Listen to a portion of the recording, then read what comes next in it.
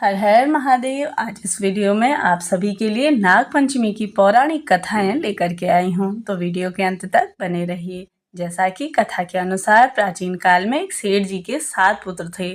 सातों के विवाह हो चुके थे। सबसे छोटे पुत्र की पत्नी श्रेष्ठ चरित्र की, विदुषी और सुशील थी, परंतु उसके भाई नहीं था।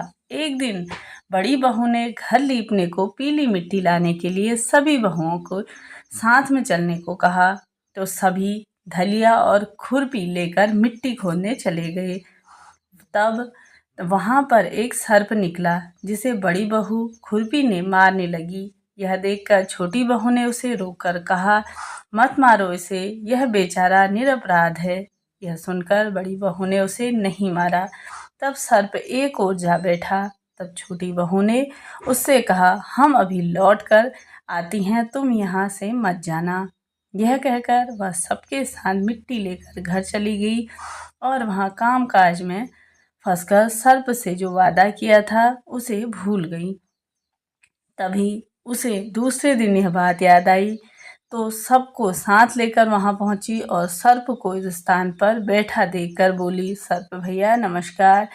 सर्प ने कहा, तू भैया कह दे चुकी है, इसलिए तुझे छोड़ रहा हूँ, नहीं तो झूठी बात कहने के कारण तुझे अभी डस लेता। वह बोली, भैया मुझसे भूल हो गई है, मुझे क्षमा मांगती हूँ। तब सर्प बोला, अच्छा तू आज से मेरी बहन हुई और मैं तेरा भाई। मुझे तो मांगना हो, जो जो तुझे मांगना हो उसे मांग ले। वह बोली, भैया मेरा कोई नहीं है, अच्छा हुआ जो तू मेरा भाई बन गया। कुछ दिन व्यतीत होने पर वह सर्प मनुष्य का रूप रखकर उसके घर आया और बोला कि मेरी बहन को भेज दो। सबने कहा कि इसके तो कोई भी भाई नहीं था। तो वह बोला, मैं दूर के रिश्ते का भाई हूँ, बचपन में ही बाहर चला गया था। उसके विश्वास दिलाने पर घर के लोगों ने छोटी को उसके साथ भेज दिया। उसने मार्ग में बताया कि वे वही सर्प हूँ, इसलिए तू डरना नहीं और जहाँ चलने में कठिनाई हो वहाँ मेरी पूंछ पकड़ लेना। उसके कहे अनुसार ही किया और इस प्रकार वह उसके घर पहुँच गई। वहाँ धन ऐश्वर्य को देखकर वह चकित रह गई। एक दिन सर्प की माता ने उससे कहा, मैं एक काम से बाहर जा रही हूँ, तू अपने भाई को ठंडा दूध पिला देना।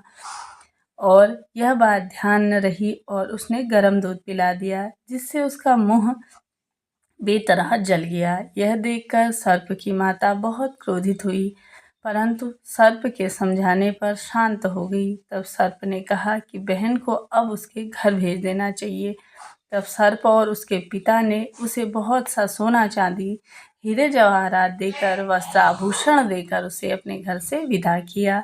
इतना ढेर सारा धन देखकर बड़ी बहू ईर्ष्या करने लगी और भाई तो बड़ा धनवान है, तुझे तो बहुत सा धन ला कर दिया है। सर्प ने यह वचन सुना तो वस्तुएं सोने की लाद कर दे दी। यह देखकर बड़ी बहू ने कहा, इन्हें झाड़ने की झाड़ू भी सोने की ही होनी चाहिए। तब सर्प ने झाड़ू भी लाकर सोने की लाकर दे दी। सर्प ने छोटी बहू को हीरा मणियों का एक अद्भुत हार दिया। उसकी प्रसन्नता उस देश की रानी ने सुनी और वहाँ के राजा ने बोली कि सेठ की वो छोटी बहू का हार यहाँ आना चाहिए। राजा ने मंत्री को हुक्म दिया कि उसके पास जो हार है उसे शीघ्र अतिशीघ्र यहाँ उपस्थित करो। तभी मंत्री ने सेठ जी से जाकर कहा कि महारानी जी की छोटी बहू का जो हार वही पहनेंगी, उसने लेकर मुझे दे दो। सेठ जी ने डर के कारण छोटी बहू से हार मांगकर दे दिया। छोटी बहू को यह बात बहुत बुरी लगी। उसने अपने सर्प भाई को याद किया और आने पर प्रार्थना की, भैया रानी ने हार छीन लिया है, तुम कुछ ऐसा करो कि जब वह हार उसके गले में रहे तब तक के लिए सर्प बन जाए और जब वह मुझे लौटा दे तब फिर हीरो और मणियों का हो जाए। सर्प ने ठीक वैसा ही किया। जैसे ही रानी ने हार पहना वैसे ही वह सर्प का बन गया। यह देखकर रानी चीख पड़ी और रोने लगी। यह देखकर राजा ने सेठ के पास खबर भेजी कि छोटी बहू को तुरंत यहाँ बुलाया जाए। तब सेठ जी डर गए कि राजा न जाने क्या करेंगे। वे स्वयं छोटी बहू को साथ लेकर उपस्थित हुए। तो राजा ने छोटी बहू से पूछा, तुम्हें क्या जादू आता है? मैं तुम्हें दंड देता हूँ। छोटी बहू बोली, राजन घृष्टा क्षमा करें, यह हार ही ऐसा है कि मेरे गले में हीरों का और मणियों का रहता है और दूसरे के गले में सर्प बन जाता है। यह सुनकर राजा ने वह सर्प बना हार उसे वापस दे दिया। अभी पहन कर दिखाओ। छोटी बहू ने जैसे ही उसे पहना वैसे ही वह हीरे और मणियों का हो गया। यह देखकर राजा को उसकी बात का विश्वास हो गया और उससे प्रसन्न होकर उसे बहुत सी मुद्राएं पुरस्कार में दी।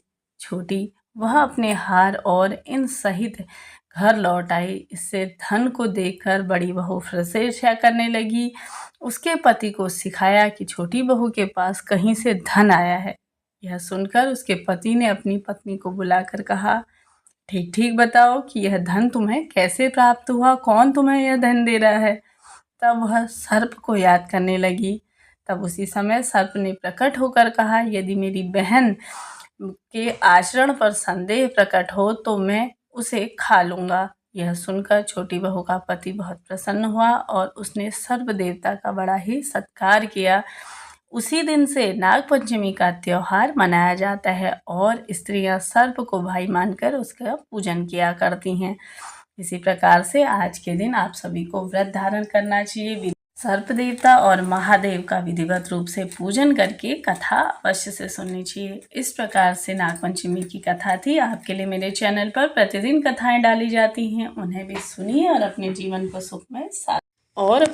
को सुखमय सार्थक बनाइए। मिलते हैं नेक्स्ट वीडियो में, तब तक के लिए जय श्री कृष्णा, हर हर महादेव।